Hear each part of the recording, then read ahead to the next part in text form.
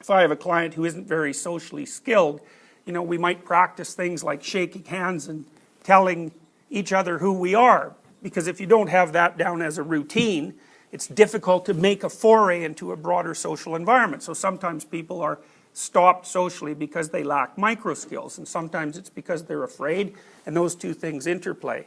But another thing that happens in therapy an awful lot is that people come in for assertiveness training. You know, and they're people who've they're usually agreeable in temperament, but they're also people who have failed to integrate that capacity for aggression into their personality for one reason or another. Maybe they weren't taught to. That's certainly possible. Maybe when they manifested aggression, they were punished for it. Maybe they observed other people who were too aggressive and decided that they were never going to be like that. That's a common response.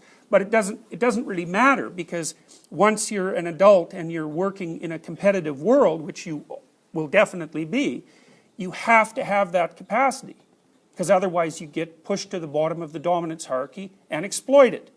And so, and it's not necessarily because of malevolence. Partly it can be that, but often it's the consequence of the fact that generally if you're negotiating for something, there are forces pulling on that from all directions. And what outcome is obviously right is not obvious at all. And so it's a matter of negotiation.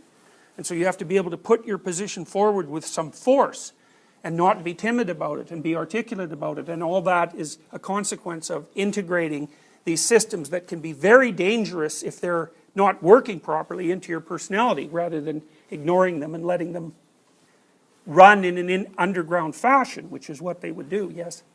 What you're talking about kind of reminds me of Freudian sublimation. Is that so good? Yeah, well, the thing about Freud, so the comment was that it's reminiscent of Freudian sublimation.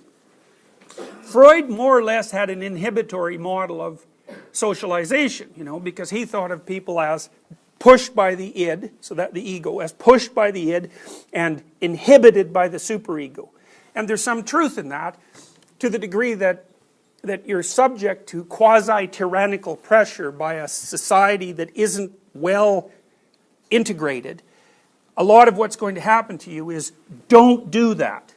And the capacity to not do something that you're motivated to do, like an impulsive thing, is obviously necessary. But sublimation, in a sense, is the basis of Piagetian theory. And Piaget's alternative to Freudian thinking is that it's not inhibitory, especially not if your personality is properly integrated. What it is instead is integration into a game-like structure. We're going to talk more about that. So the point is that you're starting at high levels of resolution with your body, you know, and you're building these structures out of your capacity to move and your capacity to perceive and these motivational systems that are driving you. And as you become socialized and as you bring more and more people into the conversation, the hierarchy gets more and more complex and sophisticated. And then it's the whole thing that's regulating. It's not inhibitory. You know, so you don't want to inhibit your aggression. You want to harness it so it serves the purposes of the individual and the greater good, if you can figure out how to do that. It's better that way because you have more power. Now, it might be better for you to be cowardly and retreating if the alternative is to be impulsively aggressive and destructive. But that's not nearly as good as having the capacity for aggression at your hand and being able to use it in a sophisticated manner. So, all right, so this is a way of thinking about how things, yes?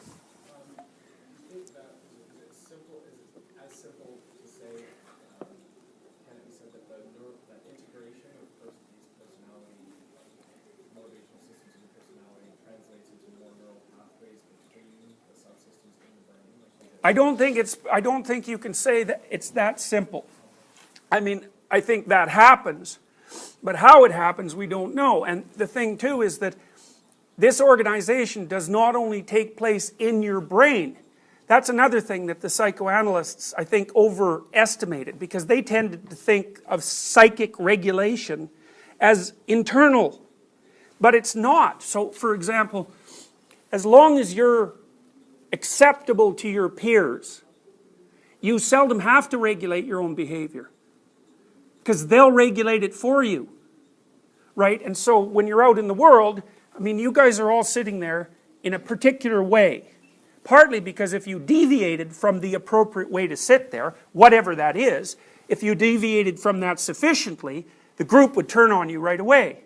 So as long as you're awake enough to respond to the subtle cues that people are giving you, you don't even have to worry about the internal inhibitory problem.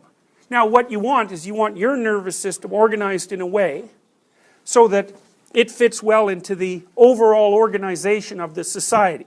And there has to be crosstalk between those. But society exists, right? So anything society will do to regulate you, you don't have to do. And that's really useful. It's an outsourcing problem. You know, and there's lots of things you outsource. So one of the things is, think about something like self-esteem. Now, self-esteem is a very, I don't like the word, because self-esteem is really something like extroversion minus neuroticism. It's close to that. But let's look at it in a slightly different way. Let's say, well, how valuable should you regard yourself? And so then you think, well, and then we might think, well, maybe that has something to do with competence. Okay, well, so how competent are you? Well, the answer to that is you really don't know, and there's actually no way of telling. So your nervous system has to guess, and the way it does that is that first, you're put on a normal distribution for negative emotion, and that you're just sort of given that at birth, that's your temperament. And then the socialization can pull that one way or another.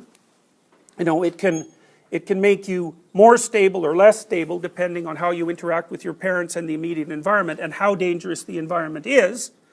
And then the next thing you do is you observe yourself operating in the world and you see how good you are at solving problems, and that adjusts it. And then everyone else is broadcasting to you all the time what your comparative value is. And so that's really how you establish an estimate of your competence. And it's almost always comparative competence, because the question in most groups isn't, can you do something? It is. But the real question is, can you do something as well or better than anyone else in this particular group? Because there's no absolute standard for being able to do things precisely, you know. Everyone is insufficient when you think of the ultimate task, right? Because people's knowledge have limits. So the question is, well, are you up for the challenge compared to the people around you? So it's a very complex calibration process, and it certainly doesn't all take place inside. It can't. You're not complex enough to do that. And it's foolish anyways. You know, partly what the stock market does, the stock market is a massive conversation about the relative value of property, roughly speaking. And it moves around a lot, because you think about all the variables that are being taken into account at the same time. It's not only every company and every commodity in relationship to every other company and every other commodity. It's also all that in relationship to the price of all the currencies. And that takes into account political stability or instability and disease and catastrophe and hurricanes and so on and so forth. And like, there has to be something dynamic and ongoing that enables those calculations to be made, because it's incalculable otherwise. And the same thing is true in some sense of your competence. You can't calculate that on your own. You have to have help. And so that's partly why the group also decides where you are in the dominance hierarchy. Now the group can also under or overshoot.